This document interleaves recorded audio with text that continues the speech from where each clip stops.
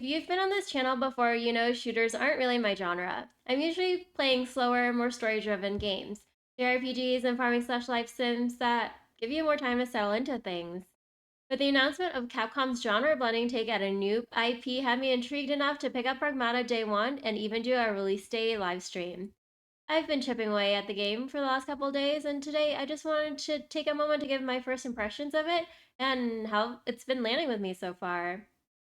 Hey friends, I'm Autumn. Welcome back to Cozy Cartridges. If you enjoy slower paced games, handheld gaming, and finding comfort in unexpected gaming spaces, grab your favorite snack or drink, get comfy, and let's dive in. The story in Pragmata starts with a pretty clear setup that immediately gives Hugh's situation weight. Hugh is on a mission to investigate a lunar facility, but things go wrong quickly when his team is killed. What starts as a structured operation turns into a survival situation almost immediately, and that shift sets the tone for everything that follows. It's in that aftermath that he encounters Diana, an android childlike character who becomes central to the experience.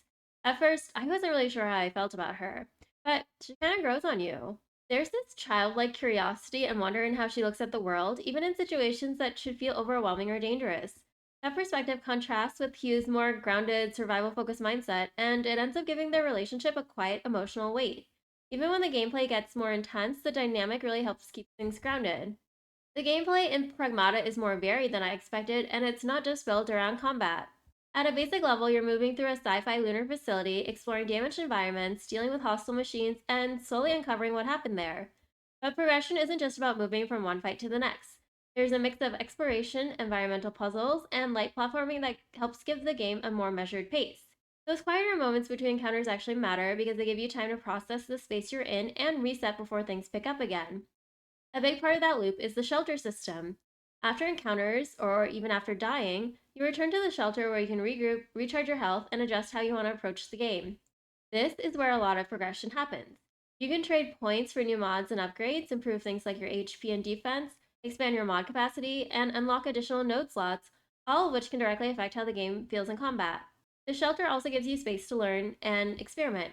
You can engage in training simulations that help you hone your skills in a more controlled environment while also earning components for further upgrades. That takes some of the pressure off when you're still getting used to how everything works. But the shelter's not just functional. You can give Diana small items from Earth, which adds to her sense of curiosity about the world and reinforces that quieter, more human side of the experience. Altogether, it creates a loop where you go out, engage with the systems, come back, make adjustments, and head back out again with a better understanding of how everything fits together. Where things really come together and shine is in the combat system. Most enemies aren't designed to be defeated through shooting alone. Instead, you rely on Diana's hacking abilities to weaken defenses and create openings. Q handles movement, positioning, and combat in real time, while Diana is simultaneously running grid based hacking puzzles during encounters. The key thing is that all of this happens all at once. You're dodging attacks, reading enemy behavior, and solving hacking sequences under pressure, which creates a rhythm where you're constantly switching between reacting and thinking, or, in my case, sometimes just trying not to panic. Another shot. Too chaotic, too chaotic, too chaotic.